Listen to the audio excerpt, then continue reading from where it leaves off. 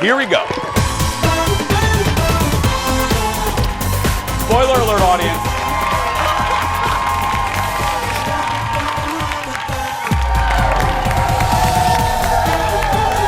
Hi, everybody. Kendall. Happy 4th of July, Kendall. Happy 4th of July.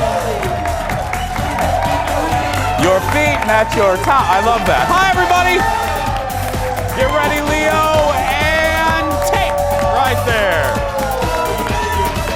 That's Thursday right there, everybody. And they are wild up, rang up. I don't know what I'm saying. Good morning, Coon Rapids. Good morning, Anoka. Good morning, Shoreview. Good morning, Plymouth. Good morning, Medina. And good morning to my mother. Have a seat, everybody. Let's get started. Get that coffee. Get that Egg McMuffin. Let's start the show. Hey, everybody. So, I love this audience already. They're raring to go, but I need you to save a little bit of that love for my sidekick sister, and she's wearing cheetah today. It's Kendall, everybody. Hello. Hi. Hello. Kendall, would you categorize that as the leopard, cheetah? What is that today? Well, it's hard to tell because it's very cheap. So it's not actually like, there's a spot in the middle of the spots. It's That's cheap, how you categorize it. You got like like it was from Forever 21 like 6 years ago. I love it. People Thank love, that's, well, I couldn't make a list of things I love about you, but. Is it a short list or a long list? It's a very long list. Thank you. It's very, very long. Maybe we'll do that as a special edition of our show.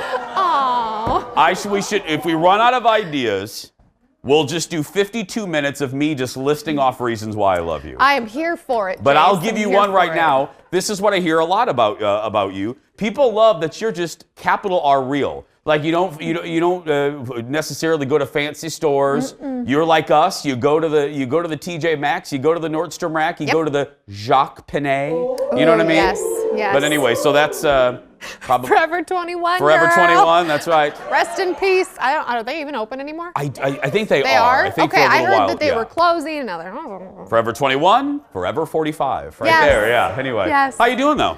I'm pretty good. I know you have a funny little story to tell us, though, and I'm very curious to hear about it. I call these relatables. No matter how old you get, you're always your mother's kid. You know what I mean? And I have, thank you, audience. And I have one of those stories. So I'm obviously communicating with my mother more since Cappy passed away. We have a new routine. I check on her because she's down in Louisiana by herself now. So we talk a lot. So the maddest my mother has ever, well, not ever, one of the most mad times she's ever been at me was when one year, about 4 years ago, on Mother's Day, I called her and then I sent her a purse. Because I've told that story before, that I used to send her Coach purses because when I was a kid, she always wanted one. Anyway, but I didn't give her a card. I didn't send a card. Well, my mother, I would call her after that Mother's Day and I noticed a little curtness, like a little, we'll come to find out she was so hurt and so mad that I didn't send a Mother's Day card. And I had to explain to her, it was a learning moment. It was not my, as they say, love language. I'm in therapy, and if I hear the term love language, oh girl, if I hear the term love language one more time, I'm gonna hit somebody. I mean, but anyway. What is your love language? But love language, my mother's love language, cards mean a lot to her. They don't mean a duck's rear end to me. Oh. Like I honestly don't care. Yeah. I couldn't care less about getting flowers anyway. So let me bring you to the present time. So my point is, you never know what means a lot to another person. So yesterday, I'm eating, I'm watching a show, which we'll talk about later, and I get this text from my mother. She goes, I think it would be nice. I love when people, I think it would be nice if you sent your godmother a birthday text. It is Aunt Pat's birthday today, and it would mean a lot to her. So then I responded, I go, well, mother, heart emoji. I said, well, sweetheart, I'm actually one step ahead of you. I noticed Aunt Pat was on Facebook earlier this morning, and she was live on Facebook, so I sent her an instant message going, happy birthday, Aunt Pat, I love you, because I do. I love my Aunt Pat. My mother says, that's not good enough. That's not good enough. A personal text. I would really like it if you sent a personal text. And I thought to myself, if it was anybody else but my mother, I would have been like, don't you tell me what to do. And that's plenty. But my mom, stuff like that means a lot to my mother. And it is her love. It is not my love language, but it's another life lesson. Just because it doesn't mean something to you doesn't mean it doesn't mean something to somebody else. Right. But yeah. She goes, and my mom joked. My mom put an LOL. She goes, you're not going to win this one. She goes, so it'd be best if you just sent Aunt, so I sent Aunt Pat a text message. So, and now, before we get started, I'll do one better. I do have a TV show. So, Aunt Pat, happy birthday, and I love you. There we go. Happy birthday! Let's get started, everybody. It's time for the hot dish. Here we go. Wait. Yeah. What is your love language? What is my love language? Like giving gifts. I Okay. give gifts. Yeah. Yeah. Okay. There's a list. That's one of mine. I like to Yeah. give gifts. Okay. Yes. First up, Katy Perry dropped her Hello. dropped her latest music video overnight while we were sleeping. Never Worn White. And normally her Katy Cats would freak out over just this. But there was something extra in the video that got everybody's attention. Look at this.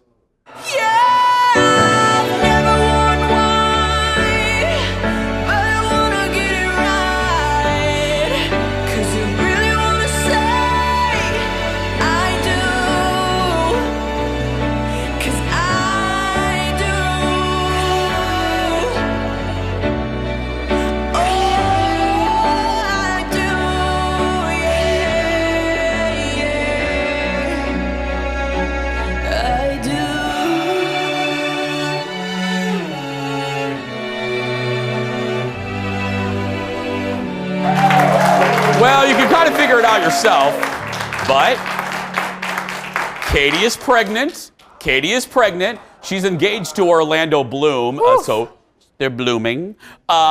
This will be her first child, and Orlando, though, has a 9-year-old son, and it's a summer baby. The baby's going to be due this summer. Yeah. Such a sweet way to do it. I like these two. You know why? Because they were together. They broke up. They worked through their crap. They got back together. No, I mean, but you know what? I mean, and I like that. I like that they were adults enough to realize, you know what? We weren't ready then. We're ready now. I think that builds a much stronger foundation. And I think they're perfectly matched, those two. Yeah. Yeah. I loved this video. It's kind of like the last song that she came out with. Recently, both of us said this is old school Katy. We love it. I like this song in this video. But also, she's always such a character. You forget how beautiful she is. She's gorgeous. And then you see this and she just stares into the camera and says, I do. And you're like, you do what? What do you want? Okay, hey girl. You forget, because so just like Gaga, early in her career, Katy would wear, you know, she had cupcakes on her boobies, and, you know, it doesn't need any of that. You know, you don't need any of, she's just stunningly beautiful. Yes. And wow, that kid is going to be so unattractive. Oh, poor kid. This poor kid. Orlando Bloom, you got Katy. I know. mean, it's just that gene pool. I mean, seriously, that kid's going to come out with a boyfriend or girlfriend. I mean, I know, Jeff's going, someone's going to write in, how dare you call a baby ugly? It was a joke, people. Next on the dish, the new James Bond movie, No Time to Die, was scheduled to hit theaters next month. But that's not happening. Yep. Not because the movie's bad, not because it's going up against a big movie, but this. Producers have decided to push back the release date to November because of the coronavirus. The global rollout would have required the cast to fly all over the world for, you know, fan events and press. It is the first high-profile film, won't be the last, to get postponed thanks to the global outbreak. Meanwhile, Daniel Craig, who plays Bond, will still host SNL this weekend. He's hosting it to promote Bond, but he's, you know, they're not going to. I'm telling you, I saw this, and then my buddy Alexis on the radio show, she went to Target, and you can't find handy wipes anymore, and now Alexis said paper towel's gone. People are just there was no paper towel at the Shoreview Target yesterday. I don't I'm get like, it. why are people stockpiling? Paper towel ain't gonna help you, girl. It ain't gonna help you. Yeah. What are you gonna do? Wrap your face in paper towel? I don't know. Ain't gonna help you.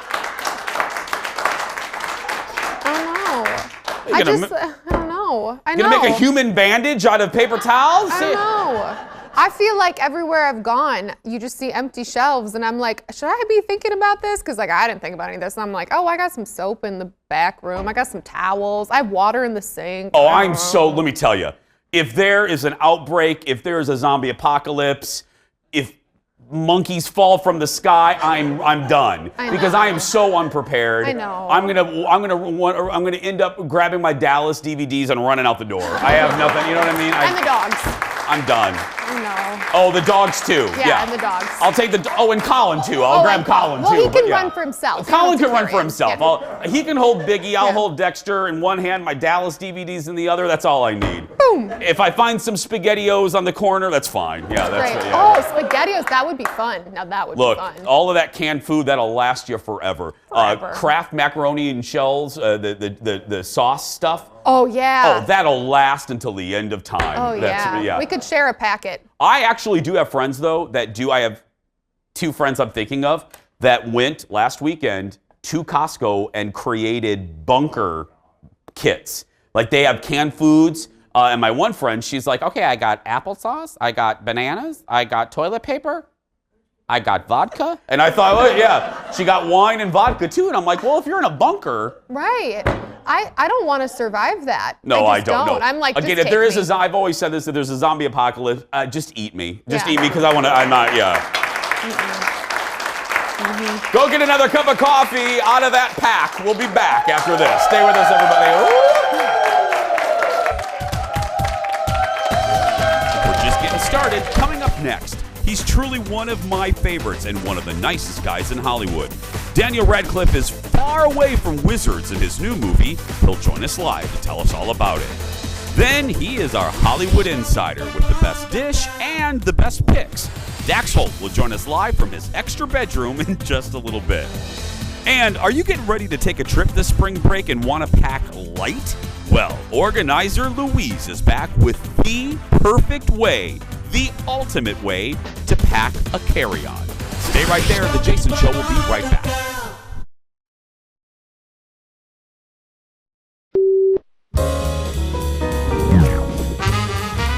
We're talking about the coronavirus, COVID-19, and of course all the things people are recommending you do to stay safe, to try and avoid it, right? Avoid handshakes. There's a new one making the rounds in China called the Wuhan Shake. Okay. And this is how they are shaking hands in China. By foot. By foot. The Late Show Center for Disease Control presents Safe Greetings.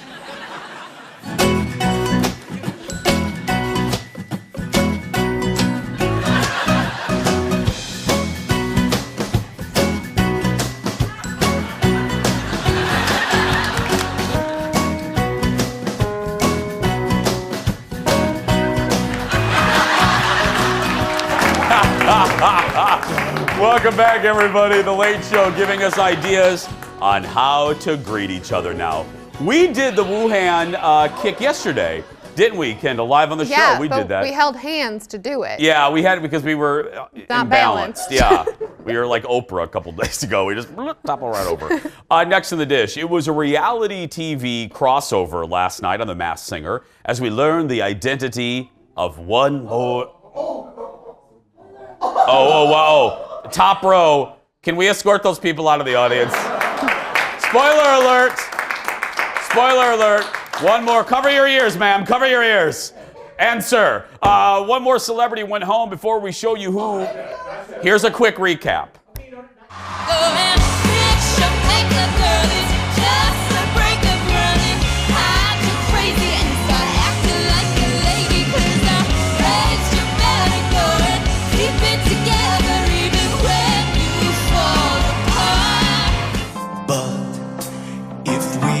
Wise, then we all know there's always tomorrow. You can lean on me when you're not strong. I'll be your friend. I'll help you carry on. That was Kitty, and that was the banana. Both of the kitty and the banana were safe. Again, I can't believe I have to say this. Guesses for the kitty included Kristen Bell, Christina Ricci, and Haley Duff. All good guesses, actually. Guesses for the banana included Brad Paisley? No. Larry the Cable Guy? Yes. And Johnny Knoxville? Yes. And in the end, it was the taco. Go ahead, close your ears, ma'am. It was the taco that got sent home. The judges didn't have a clue on the taco's identity, guessing Martin Short, Jerry Springer, and Kelsey Grammer, but it was Tom Bergeron from Dancing with the Stars. There we go. Yeah, he joins Lil Wayne, Drew Carey, Shaka Khan, Tony Hawk, and Dionne Warwick, who have been eliminated this season. Aaron, are they still closing their eyes? Okay, good. Don't look. We're almost done. Should I prolong the story? No, they're kind. No, I won't. Kendall, let's just move on for the sake of the story. That's right, yeah. Move it on. This was really sweet. Next in the dish, Alex Trebek. This warmed my heart and broke my heart at the same time. Alex Trebek had a message for Jeopardy fans yesterday as he marked the 1-year anniversary since his pancreatic cancer diagnosis. Look at this. You know, my oncologist tried to cheer me up the other day. He said, Alex, even though the 2-year survival rate is only 7%, he was certain that 1 year from now, the two of us would be sitting in his office celebrating my 2nd anniversary of survival. And you know something? If we, because so many of us are involved in this same situation, if we take it just one day at a time with a positive attitude, anything is possible. Beautiful message. Alex said he's fought pain and depression over the past year, but is using his wife, faith, and fans as sources of strength. Yeah, he said earlier in the message, he said, you know, there were moments where he gave up, that the pain was so bad, he thought about just kind of giving up and wondering to himself, is it worth it? But then he thought, yes, it's worth it. He's like, he thought of his wife, who was just leading the charge to get him healthy, and thinking of the fans and people who look upon him as an inspiration. He says, I keep fighting for them. What a good guy, really. Right. What a really nice, what a brave guy. Mm-hmm. To go through this, right. You know, so publicly. Yeah. Mm-hmm. It's hard enough in private, but you're doing it on television. That's hard. That's really hard. Mm-hmm. So, next in the dish, a few weeks ago, we told you about The Crown calling it quits after season 5. I know, I'm depressed too, but I bring forth sunshine because we are learning it may get a new life after that, just not on Netflix. The producers of the show say his production company actually owns the rights to The Crown, and it's still exclusively on Netflix for now. There are still 2 more seasons left of the show, but many people were hoping for a 6th and 7th season that would take on modern-day drama with Harry and Meghan. Now, here's the deal. We're living through that right now, so I don't know if we need a show. Like, the kids that I'm not going to have will probably enjoy that show, but we are living that right now. Mm-hmm. So I wouldn't mind 1 more season, you know what I mean? But I don't know, I don't want Harry and Meghan stuff. I don't think I do either. I mean, because like who's going to play them? It just seems kind of funny. Well, Meghan's looking for gigs. Meghan can play herself. That's true. She's in LA looking for jobs. So no. We both love The Crown, though. The Crown. So it's always fun just to go, well, maybe there could be more. And I get Netflix's position. That show is the most, now that Game of Thrones is gone, it's the most expensive show on television to produce. Mm-hmm. It's like $13 million an episode or something like that. Yeah, no, it's crazy. But still, it's such a great show. Mm-hmm. Oh, and speaking of Netflix, a little bit later in the show, I watched another Netflix show, which has forced me to admit something that I can't believe I'm going to admit, and that's coming up a little bit later. But right now, our first guest. That's right, ma'am. Our first guest made a name for himself as the title character in the Harry Potter franchise, starring in all 8 movies in the franchise, and now he's in a new film based on a true story about political prisoners in a jail in South Africa. Here's a clip from Escape from Pretoria. Growing up under apartheid meant a life built on lies and indifference. But unless we got up from our privileged white lives and did something, our words were meaningless. Hey, you are sentenced to imprisonment for 12 years.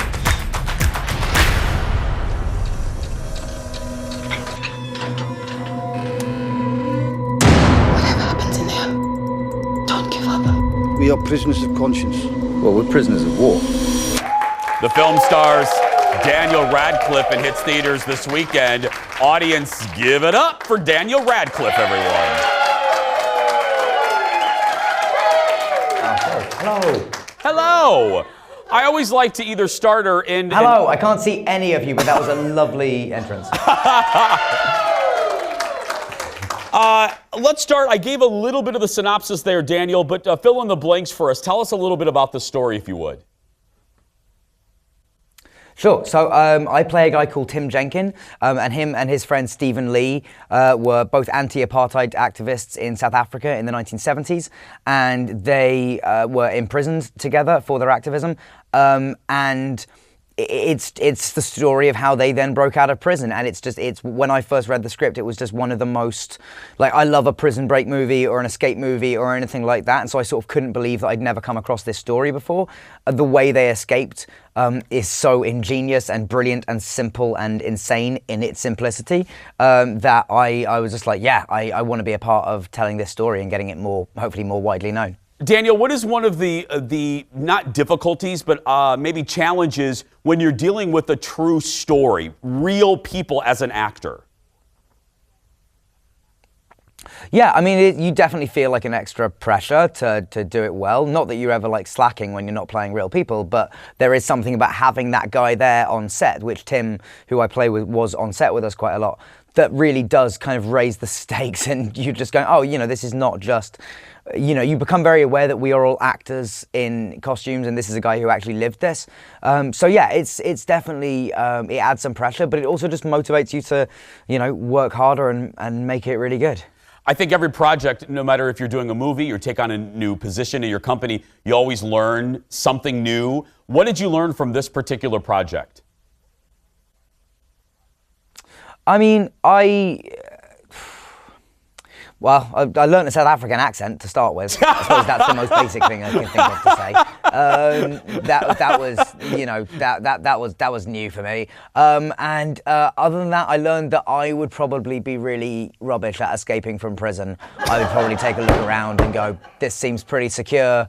I'm gonna just start reading some books.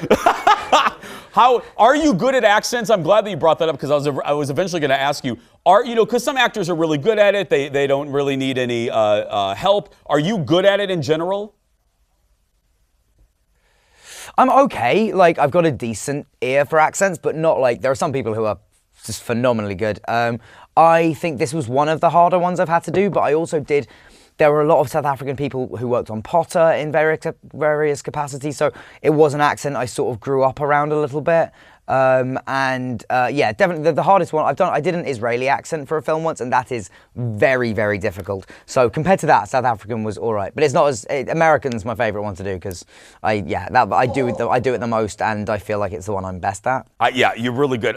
I said it a little bit ago. I usually like to finish or start an interview with a compliment, and I say this behind your back all the time, because I've been doing this for a long time, and when people ask who's the nicest, who's the kindest, I always say you. And I want to roll that into another compliment where, you could have been really easily affected by fame. I mean, you're quite literally one of the most famous people in the world, but it never got to you. And I've interviewed you in person a few times, and I'm always impressed by your humanity and your sense of normalcy. And I think that you've never lost it is just pretty remarkable. So, huge fan, and will always be. Oh, cool. That's really nice. Thank you very much. That's a very, very nice thing to say. Yeah, my parents and I got very lucky with the people around me. So but yeah, I'll just take the compliment. Thank you very much. You're very welcome. Daniel Radcliffe, everybody. Go check out the movie, as they say, at a theater near you. He really is. And people always say, oh, you always say you love people. Well, it's the Jason Show. We're only going to have people on here that I really like. But I really mean it about him, because we do a Q&A with the audience, and people ask, who's your least favorite? Who's your favorite celebrity that you've met? I used to interview more celebrities when I did movie reviews, but I meant that. He could have been a royal pain, and you know what I mean? Mm-hmm. He's Harry Potter. Right. He's Harry Potter. Every kid in the world knows who he is. He was always, and I always watch the stars with their co-stars, with the crew, with other people. Always so very sweet and real, not fake kindness, real kindness. He was raised right. That's right. He's kind too. Still ahead, we're checking in with Dax Holt, who has new behind-the-scenes footage of Justin Bieber's latest music video. And then we're getting you organized to hop on a flight for spring break with Organizer Louise when we come back. Back after this, everybody. Stay with us.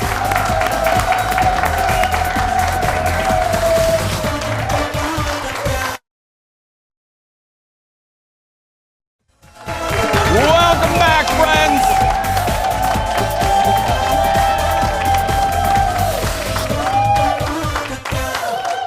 I was also telling Jeff I have a connection with Daniel too, because my first appearance ever on television was 20 some years ago at the premiere of Harry Potter. I was my first little live shot there. Well, our hot dish continues with our Insider to the Stars. Joining us live from his extra bedroom, please give it up for Dax Holt from Hollywood Pipeline. Hi, Dax. Good morning, Jason. Good morning, audience. Dax, do you remember how old, when you first appeared on television, how old were you? Do you remember? Maybe 19? You were 19? I think so. Oh, wow. And that was only 4 years ago. I wish. Yeah. First up, Kim and Courtney went to Paris Fashion Week, and their kids are looking quite stylish. I mean, ridiculously stylish. So yeah, Kim and Courtney were over in Paris Fashion Week. Of course, Kim and Courtney are wearing like full latex body outfits when they head up the Balmain fashion show, looking like they just stepped out of the Matrix. But then they went out to dinner with their kids, North and Penelope. And North and Penelope were wearing their furs. I don't know if they're real furs or fake furs. However, I did dig into the price of Penelope's little jacket there. It's a $1,200 coat. I'm like, I wouldn't even wear a $1,200 coat, let alone let a child wear a $1,200 coat. However, I guess my financial situation's a little bit different than the Kardashians. I was going to say, I wore JCPenney hand-me-downs when I was a kid, but yeah. All right. I mean, that's great. I just think you're out to dinner. The amount of food that my kids accidentally get onto their clothes, I wouldn't be able to handle that. That would be too stressful for me. Yeah. Next up, you have the Biebs shooting a new music video. Yes, so this is being dubbed as the next song of the summer. I don't know if that's the truth or not. However, it's got two huge stars. It's got J Balvin and Justin Bieber. They were down in Miami, in the streets of Miami, filming this new music video called La Bamba. And it's them in this classic black convertible, which looks so awesome. And they're there cruising through the streets. There's another scene where Justin is standing outside of a building showing off his salsa moves. And, listen, Justin has had quite the reinvention over the last couple months with his documentary on YouTube. He is now one of the top subscribed people on YouTube. I mean, he was always up there, but now he's back up to like number 8, I think, with 51 million subscribers. His music is hitting the tops of the charts, so he's doing really, really good. So I anticipate this song being a massive hit for him as well. Leo, can you take the jib camera for a second, please, Leo? Just take that. Can we take? Let me go over here. I'm gonna do some. I'm doing some salsa dancing, Dax. There we go. Because I gotta tell you, Dax, out of context, the audience was laughing. You should watch that Justin video with no music. It's actually pretty darn funny. Right? Yeah. It's a little awkward, but we don't need Justin's people coming after us. That's very true. That's right. Yes. Finally, no, it's beautiful video, Justin people. Finally, you have J-Lo leaving the gym, and breaking news, everybody, J-Lo is in shape. Shocker, right? 50-year-old J-Lo looking hot. Never said that one before. Yeah. But yes, she is coming out of this gym in Miami. She looks unbelievable. She's got on this little crop top outfit, red pants, and she looks unbelievable. But the more interesting thing was here, I don't know if you heard her talking to Oprah saying that she wasn't in any rush to get married, which is kind of a change for her, and I think it's a very smart move on her part. She was saying her and A-Rod, they got engaged, but they are not rushing to the altar. They're taking their time. They're like, look, if we're going to be together forever, why run down the aisle, which she has been known to do in the past, and I think she really loves A-Rod, and she does not want to mess this one up. Well, yeah, she's Elizabeth Taylor, and she's been married 16 times. I mean, I would pause again, yes. I applaud her for taking a step back on this one. Restraint, that's right. Dax, thank you so much, buddy. Have a good week. Thank you. Bye, audience. Dax Holt from Hollywood Pipeline. You can follow Dax on social media. Just search for Dax Holt and Hollywood Pipeline as well. Still ahead, I watched the first episode of Netflix's Love is Blind. I have strong, strong feelings. Was Ted right? Did I like it? You'll find out when we come back. Back in a moment, everybody. Strong feelings, everybody.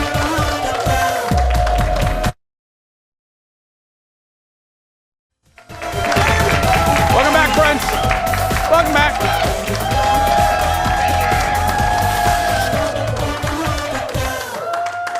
Hi. If you saw the show yesterday, and I hope you did, I chatted with producer Ted about the Netflix reality show that people cannot stop talking about and telling me about. Love is Blind. Now, Ted convinced me to give it a try, saying that I would like it. And I got to tell you, 85% of the people in my life were watching this show. So finally, I was like, I'm going to do it. Now, Ted said I would like it. Executive producer Jeff, who's known me for over 20 years, said I wouldn't like it. Who was right? We're going to find out right now because it's time for America Loves Ted. Joining us from his personal pod is producer Ted Johnson. Good morning, Ted. Good morning. Now, Ted, before, if people did not see yesterday's episode, you are the expert. I turn to you. Will you please give everyone the synopsis of this show again to refresh everybody? So these strangers go into these pods, start talking to someone, different people, and then they figure out who they connect with most. And the end goal is marriage in 30 days. That's right, audience. They're in these pods. They have conversations. Boom, they get married. Okay, yeah. Oh, there's very realistic. Yeah, very. Okay, can I tell you? Here we go. I'm going to cut to the chase.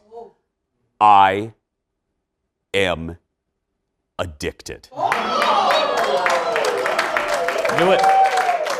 More importantly, as this story is titled in the rundown for our show, Ted was right. Jeff was wrong. That's right. Ted, I find this captivating. I find it nutter butters. I find it intriguing.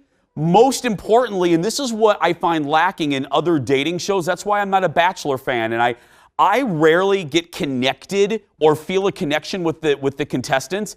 Ted, in this first episode, and I've only watched one episode, that tells you about this show. One episode and I'm addicted. Like right now, I don't even want to be here. I want to be home watching Love is Blind. I love you. No, audience, I love you. I love the studio audience. I love Louise, but I want to be home watching Love is Blind. Yeah. But I'm connected to these people, Ted. Is that what you found too, part of it? Yeah, and I didn't necessarily love it, but I was like, I can't stop watching this. I was addicted, and it was just, I'm like, is this actually happening? And it was actually happening, so I had to keep watching. Yeah, something happens. I got good advice from Jeff that said, don't Google anything, don't read anything, let the show unspool in front of you.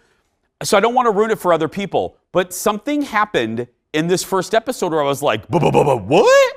Like, really? We are doing this? And then it ends on a cliffhanger. And then what got me, Ted, I was like a walleye in a Minnesota lake. I was hooked. The season-long preview, Ted, I'm in. I am in hook, line, and sinker. And you know what's great about this show and other reality shows on Netflix? You have the cliffhanger at the end of the episode. But during the episode, they'll build up drama, but you don't have to wait for the commercial. Yes! You just get it right there. Yes! There's a little cussing, which I appreciate. I mean, every so often you need one of those words. Mm-hmm. But I became immediately attached, not giving anything away, became immediately attached to the first couple that they focus on. You know who it is. Mm-hmm. And I'm hoping they don't disappoint me, Ted. Don't make any facial expressions. Now, really quick, I know we have to wrap, but you told me this morning I haven't even gotten to the Nutter Butter person yet.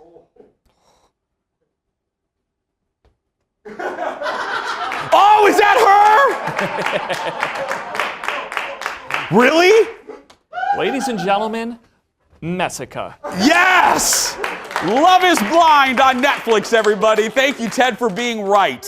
Thank you for being right, yeah.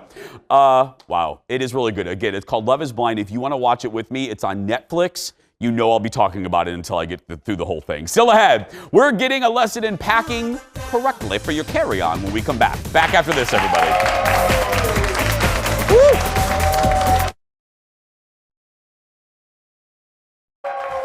Welcome back, my friends. We're going to get organized. We are getting organized, I promise. If you've got spring break coming up and don't want to spend the extra 20 or 30 bucks to check a bag, you're going to want to master packing for your carry-on. Here with some amazing tips is organizing wizard Louise from Everything's Together, everybody. And the Minnesota chapter. I always like. Oh, you got to say this. And the Minnesota chapter of the National Association of Productivity and Organizing Professionals. That's right. Thank you. Very fancy, yes. Thank you. Okay, let's start. This is timely because we are in spring break season. Right. And I know this is a challenge for me. I usually have to pack a big suitcase because I overpack. Well, and the first thing you have to think about then is the clothes, because the clothes take up the most amount of space. Okay. So simplify what you take for clothing by having a color palette that is complementary and neutral. And you can mix match, right? Exactly. So okay. let's look at this is one that I use a lot. So a black pant, right? That's a nice basic piece, and then I have a black and white going with it, and then I have a dress black pant, and then I have for some jazz, some red shorts. Okay. Now these are actually my shorts, everyone. By the way, those are mine.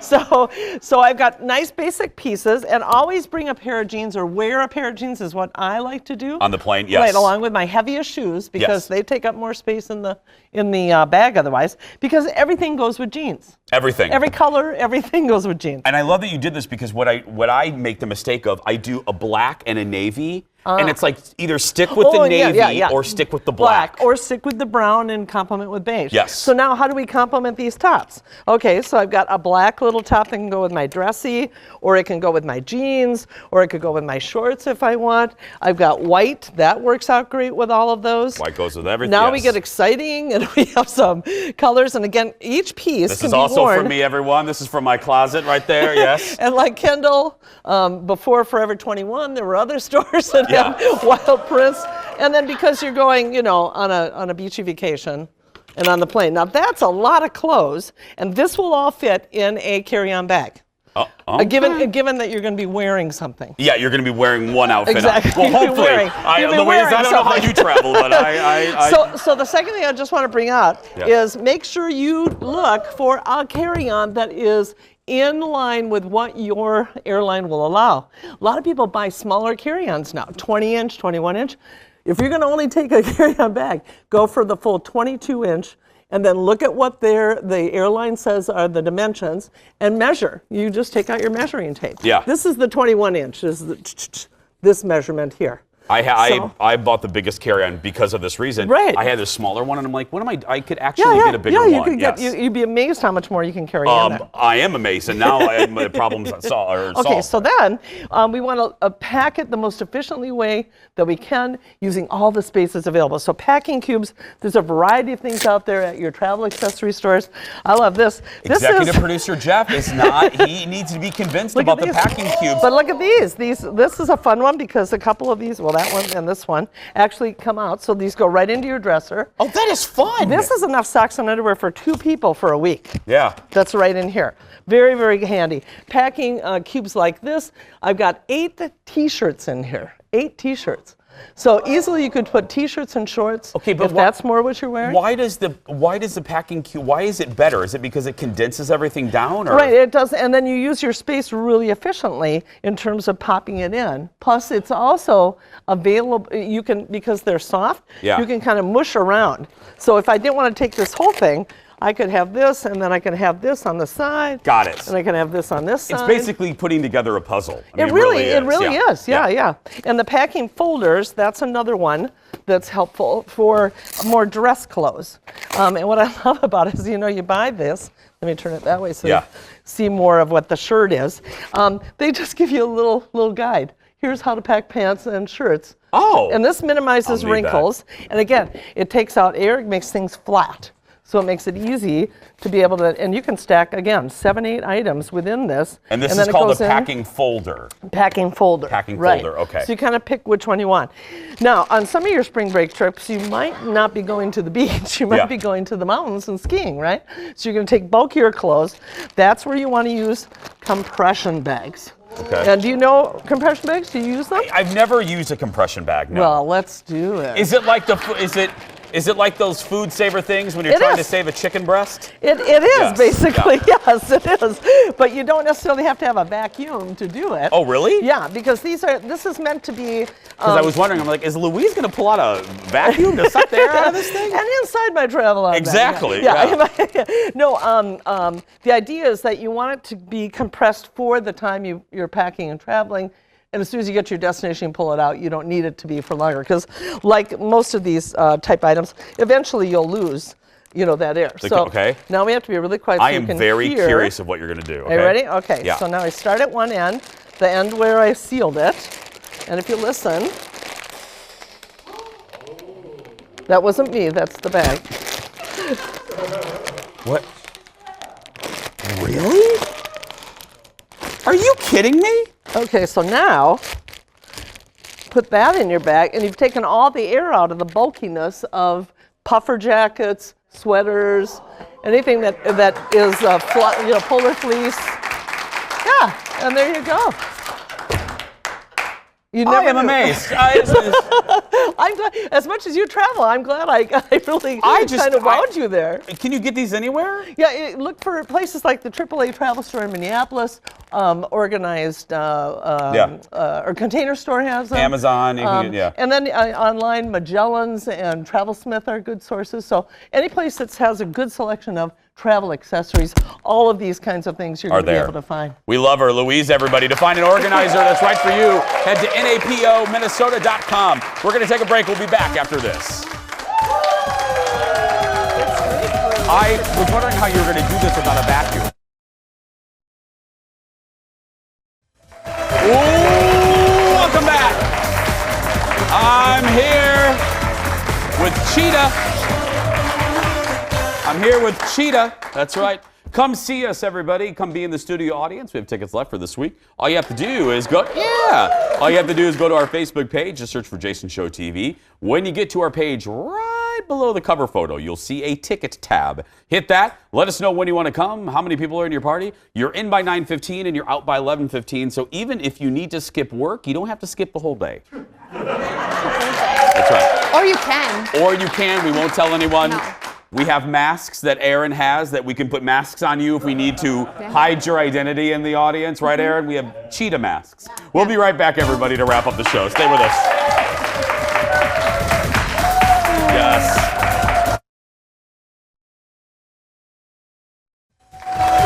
Welcome back, everybody. Welcome back to American Bandstand.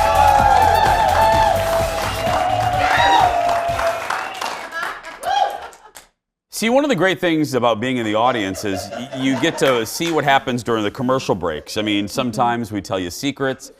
Sometimes Kendall tells you where she buys her lipstick. And other times, producer Jeff does an entire salt and pepper routine. That's right, yes. Wrapped the whole thing. Yeah. Fancy. And my favorite part of that, this thing right here, this earpiece is called an IFB. So producer Ted talks to me, tells me, like right now, he just said 1 minute. So I looked at Ted, I talked to Ted in the control room, I go, Ted, are you guys watching Jeff sing? And he goes, no, we're not. Yeah. couldn't have cared less about Jeff's performance here in the room, yes. I was very impressed. Jeff knew all the words and the audience was impressed, and that's all that matters. Yeah, that's you're all That's vibing. right, yes. What a man, what a man, what a man, what a mighty God. Coming up tomorrow, everybody. That's right. No, please continue. No, that was great. Don't forget, if you're watching and you are a kid that's being bullied, I want you to go out there and be yourself, because nobody can tell you you're doing it wrong. Thanks to this great audience today once again for coming to see us. And don't forget, you can get tickets too, and follow us on social media. Search for Jason Show TV, and don't forget to watch our Jason Show before the show on Facebook. We'll see you tomorrow, everybody.